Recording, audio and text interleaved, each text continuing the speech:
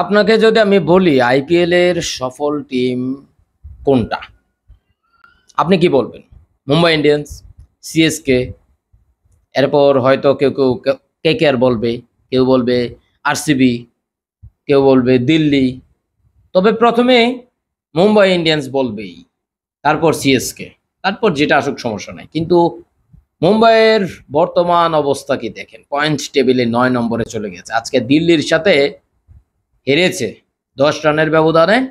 তবে দিল্লি প্রথমে ব্যাট করে 257 রান করেছে, 247 করতে পেরেছে শেষ পর্যন্ত।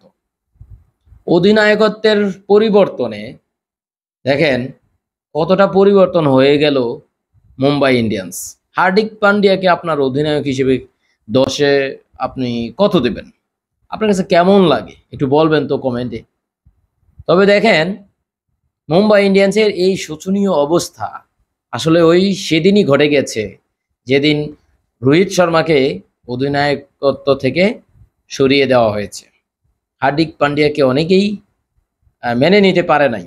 তবে আজকে হার্দিক পান্ডিয়া ভালো খেলেছে, কিন্তু টিম তো জিতাতে পারে নাই, টিম জিতে নেই। আপনারা এই ম্যাচ কিভাবে দেখেছেন? তবে সামনে টি-20 বিশ্বকাপ, সেখানে আমার কাছে মনে হয় ভারত খুব একটা সুবিধা করতে পারবে না। এর কারণ হচ্ছে যারা ভালো খেলছে আইপিএলেই, তারা ভারতের যে টিম হবে, স্কোয়াড হবে, সেখানে মনে হয় না সুযোগ পাবে। গতানুগতিক যারা লাস্ট কিছুদিন টি-20 খেলেছে, মনে হচ্ছে ওই প্লেয়ারগুলোই ঘুরে ফিরে খেলবে।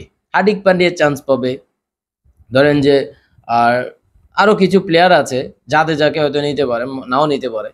তবে যারা ভালো খেলছে, রিঙ্কু সিং হয়তো ফিনিশার হিসেবে খ্যাত, কিন্তু রিঙ্কু সিং এর তুলনায় আরও ফিনিশার ভালো আছে ভারতের, কিন্তু তারা সুযোগ পাবে না।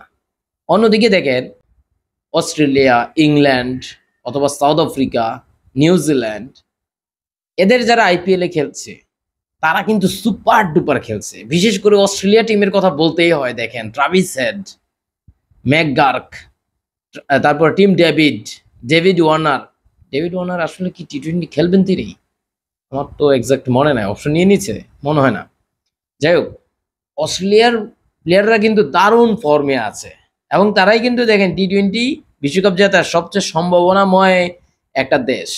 আমার কাছে মনে হয় এইবার টি-20 বিশ্বকাপটা অস্ট্রেলিয়া জিতবে। আপনারা কি ভাবছেন? নাকি সাউথ আফ্রিকা একটু এদিক সেদিক একটা ধামাকা দিয়ে তারা প্রথমবারের মতো বিশ্বকাপ জিতে যাবে? আমার কাছে মনে হয় এই দুইটা টিম অথবা ইন্ডিয়া।